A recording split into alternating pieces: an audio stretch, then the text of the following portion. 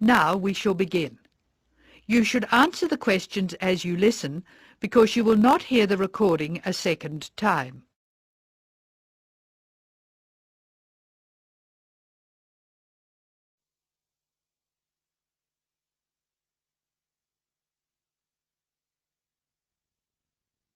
Now listen carefully and answer questions 1 to 7.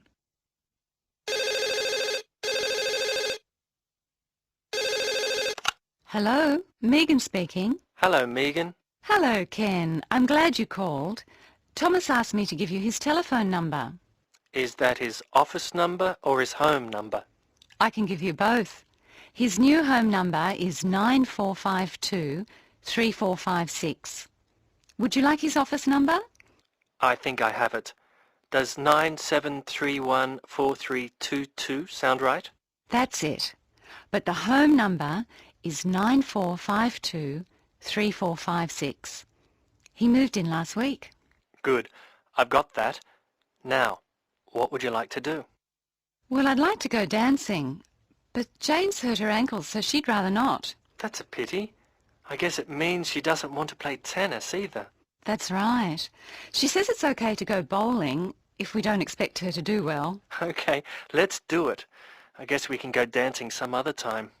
Well, I booked us some time at the bowling alley of Entertainment City. Do you know it? Is it on Smith Street?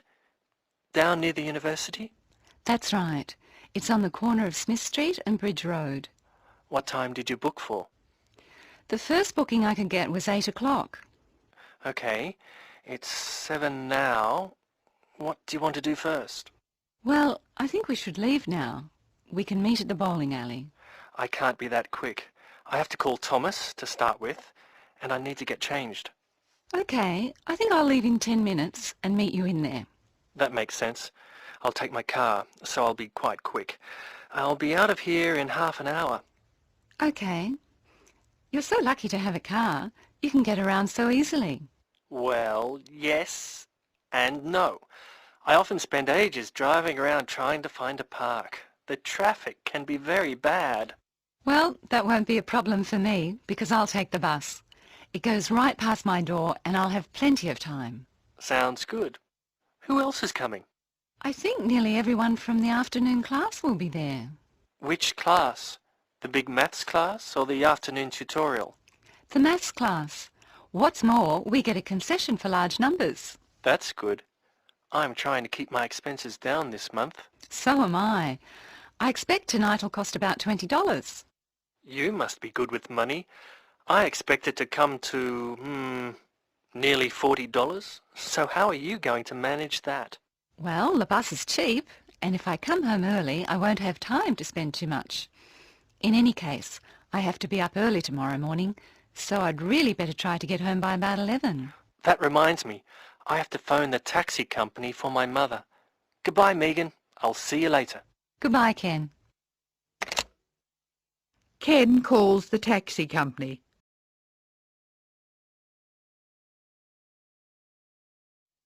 First, look at questions 8 and 9.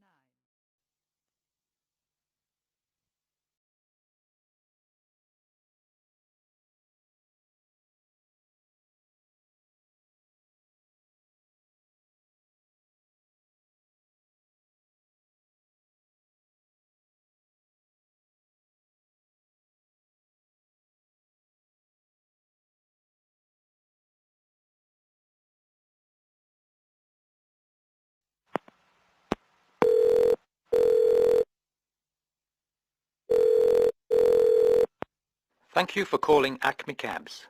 Please follow the instructions on the tape. If you wish to order a cab now, press 1. If you have placed an order previously, press 2. If you wish to make an advance order, press 3. Please be ready to tell us your street number and name.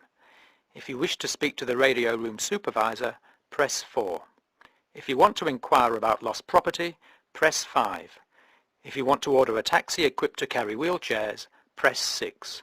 Your call is very important. Please stay on the line for the next available order taker. Hello. I think I left something in one of your cabs on Thursday. It was a brown paper package with an address written on it in green ink. Has anyone handed it in? That is the end of part 1. You now have half a minute to check your answers.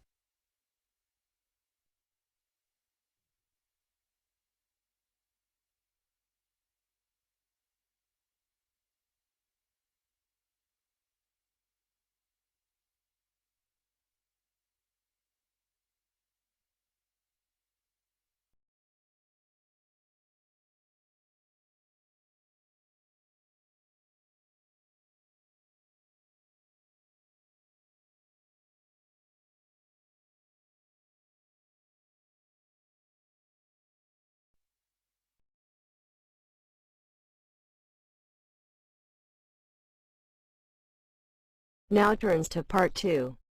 Part 2. First, you have some time to look at questions 11 to 16.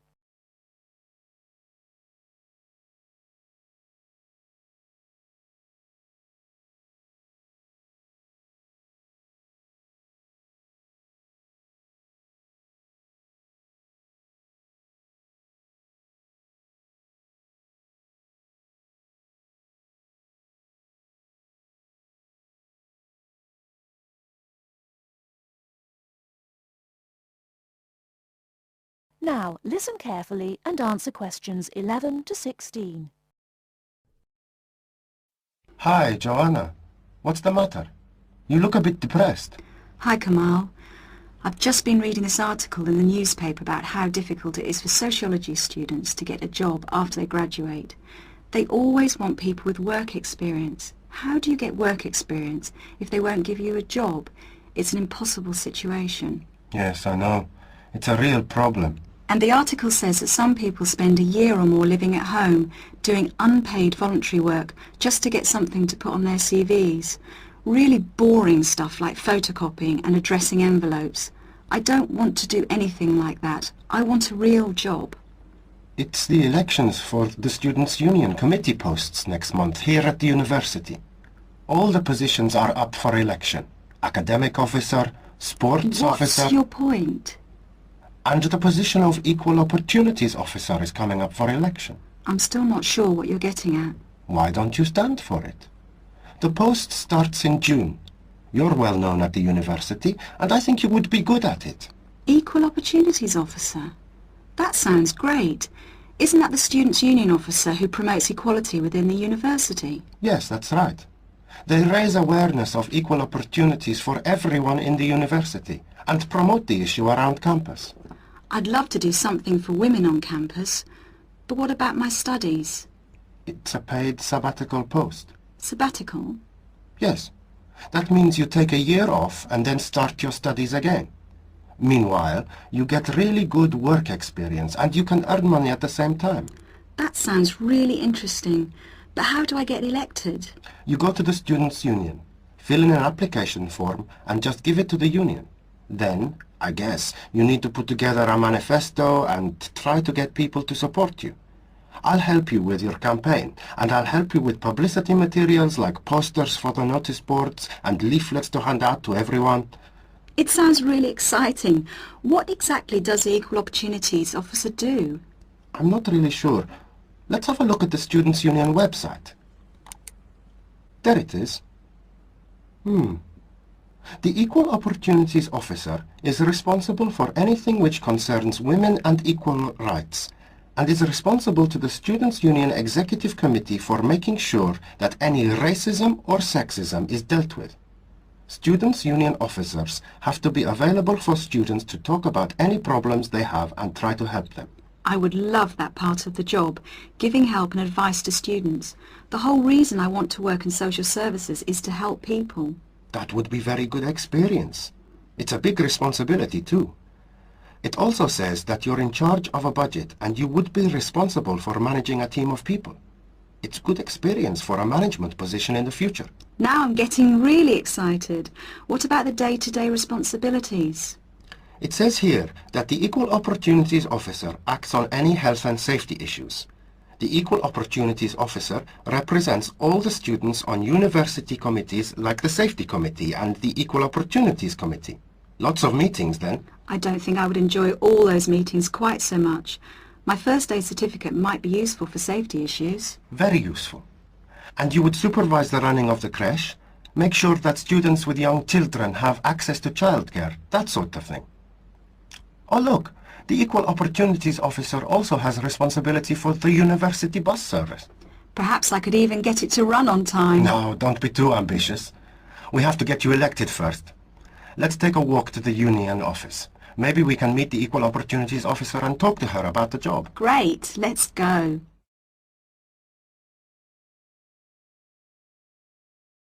Before you hear the rest of the talk, you have some time to look at questions 17 to 20.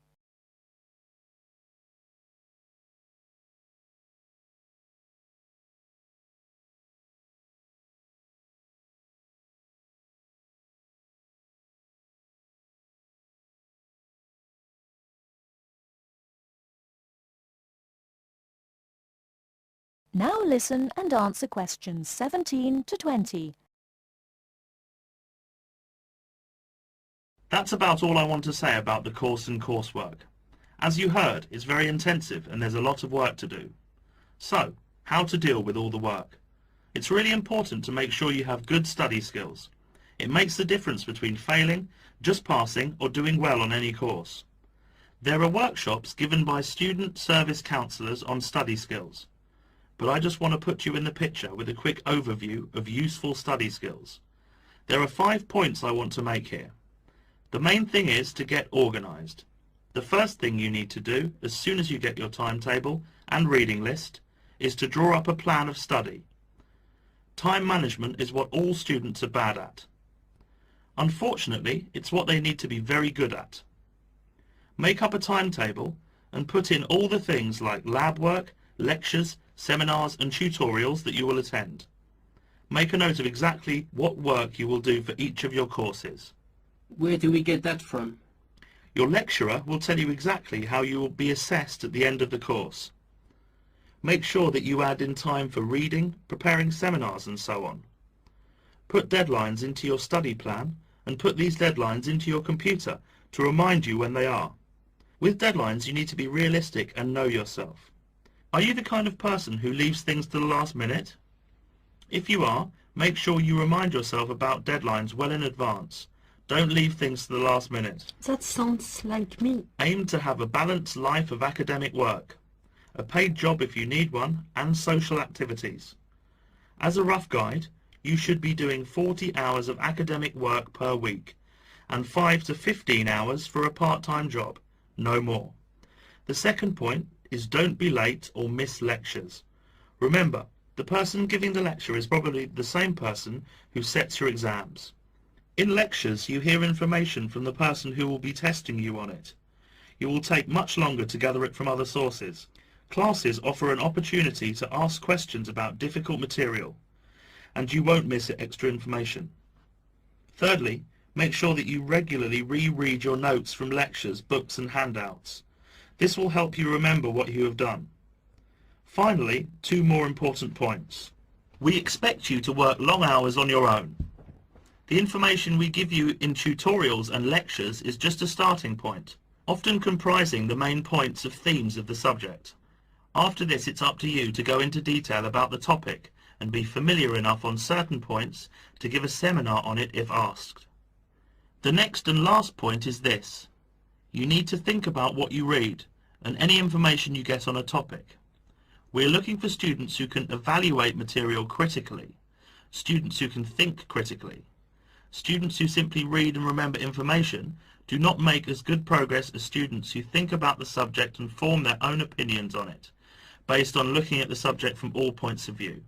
So we are not just learning facts and figures. Facts and figures are an important part of learning, but not the most important thing. It's what you do with them that is critical.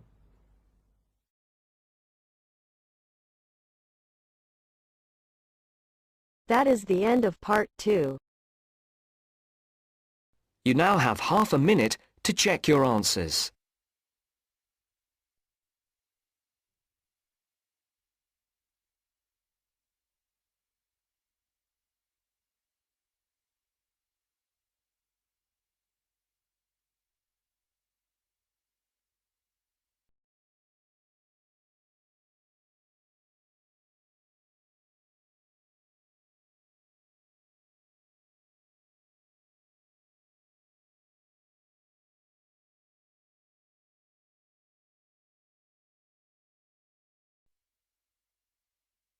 Now turns to Part 3. Part 3. You will hear a radio program in which the speakers discuss the importance of looking after old people in winter. First, you have some time to look at questions 21 to 24.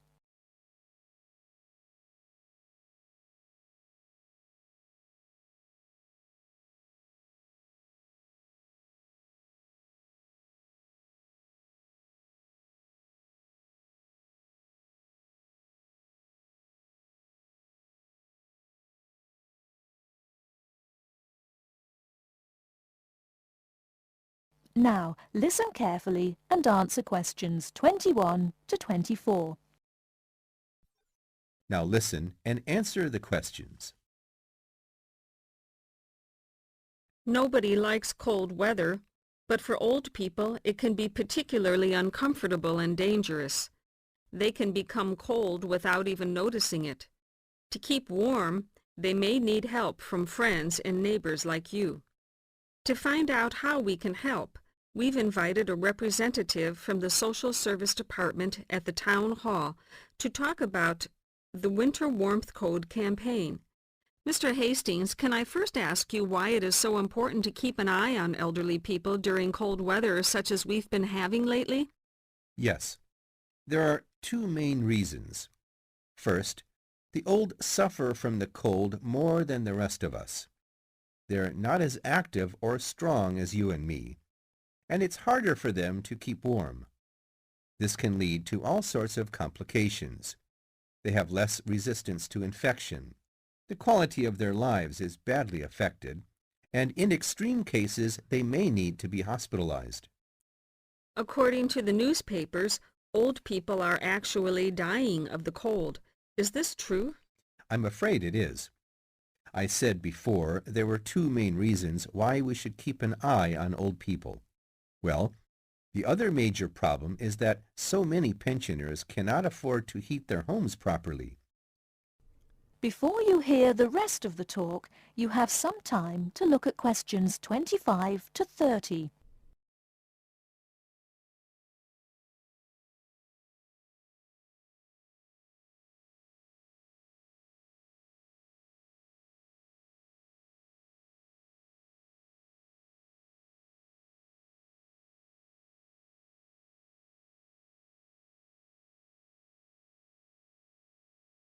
Now listen and answer questions 25 to 30. They may already be living in difficult circumstances. Then, in an exceptionally cold winter such as this one, they may just not have enough money to pay for the extra heating necessary. It seems terrible that in a society such as ours, this should be happening. It is. And what the Winter Warmth Code campaign aims to do is to bring this problem to the attention not only of the government, but of everybody else in society. We all have a duty towards our old people to make sure that they do not suffer in this cold weather. So now to the practical side of things. What can we do to help? Well, we all know someone old, a relative maybe, a neighbor, someone living round the corner. We should adopt that person and make sure that we spare a few minutes every day to check that everything is okay. Make sure, even if the old person is not actually ill, that he or she is not suffering. Check when you go inside that the house or flat doesn't feel cold to you. It's a good idea to try to feel some part of their body, like their face or hands. Old people can become cold without even noticing it, you know. Okay. And if a person is too poor to afford to heat the house or flat? The best thing then is for the old person to live in one room only and to make sure that that one room is warm. Check that the bed is on an inside wall. Move it yourself if necessary. Check the room for drafts. A lot of cold air gets into the room through old windows or badly fitting doors. Is food important? Yes. Make sure that the old person is eating well. You could help by cooking for them or doing the shopping. Remember, A good hot meal a day makes a big difference. Also, make sure that they are well dressed. Old people need to wear more layers of clothes than we do, particularly at night. One last question, Mr. Hastings. Is there nothing the state can do to help? Oh yes, indeed. Contact your town hall to find out about local organizations already involved in this kind of work. If there is a local Meals on Wheels service, for instance, you could get your adopted old person on the list. Then, of course, there are also many state benefits which an old person could be entitled to, and which he or she doesn't know about, and which therefore he or she is not claiming. An extra problem here is that it can often be complicated, and old people don't like going to Social Security offices to fill in forms and all that.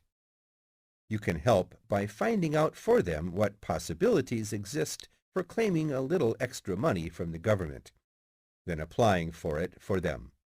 That little extra could make all the difference. Yes, indeed. Well, Mr. Hastings, thank you for coming in and talking to us today. Thank you.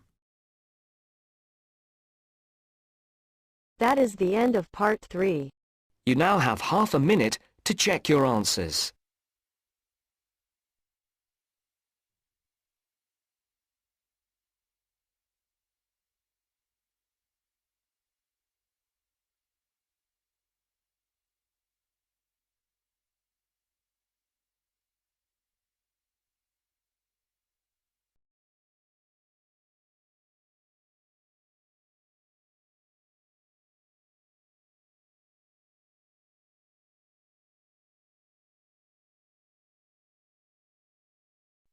Now turns to part 4. Part 4. Listen to the following talk between two friends and answer the questions with no more than 3 words. First, you have some time to look at questions 31 to 40.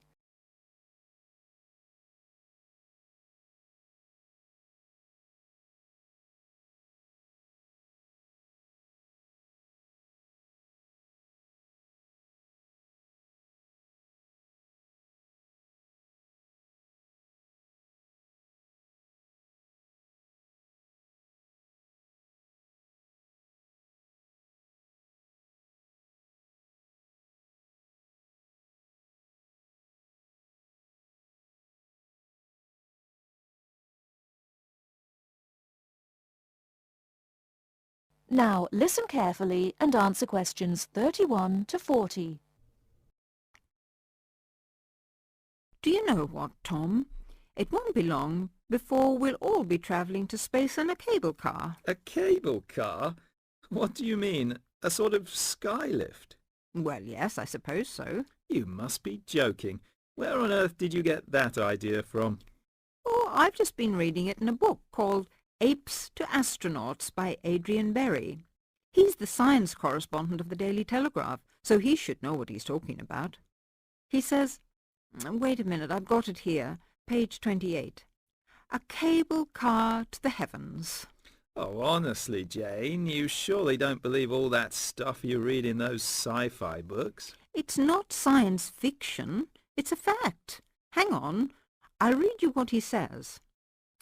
The space writer Arthur C. Clarke, to whose inspiration we owe the communications satellite, recently outlined a proposal for a new means of space travel, which, he admitted, is so outrageous that many of you may consider it not even science fiction, but pure fantasy.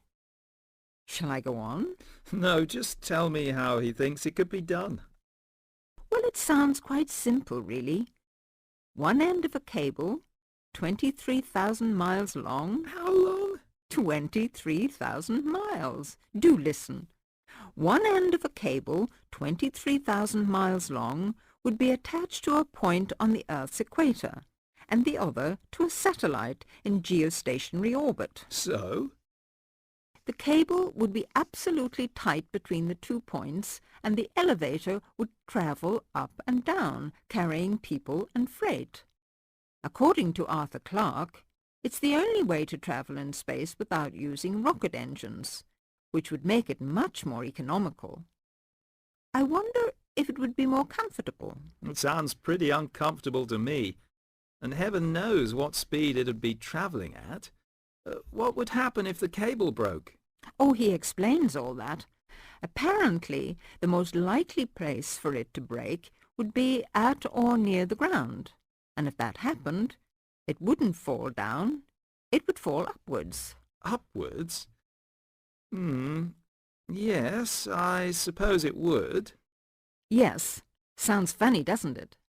Something falling upwards. Anyway, it wouldn't matter too much either if the cable broke away from the high end. It'd remain rigid until it could be reattached to the satellite. I don't quite see why. Well, it would be the pull of gravity from above. Anyway, who'd want to be stuck in an elevator attached to a rigid cable thousands of miles up in space? I suppose he doesn't say what would happen if it broke in the middle. Actually, he does. He says it would be dangerous if the break occurred at any altitude up to 15,000 miles, because the bit attached to the Earth would... what does he say? Oh, yes. Collapse and wrap itself around the equator like a whiplash. Whiplash? You know, the long bit of cord or leather on a whip. Anyway, even that would only be really catastrophic if the cable was made of steel or some other metal. Metals are much too heavy. The cable would have to be made of some material capable of suspension without snapping. But I thought you said the cable would be 23,000 miles long.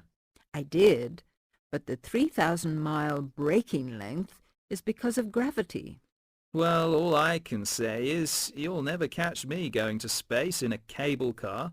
I'd rather keep my feet on the ground, thank you very much. That is the end of part 4. You now have half a minute to check your answers.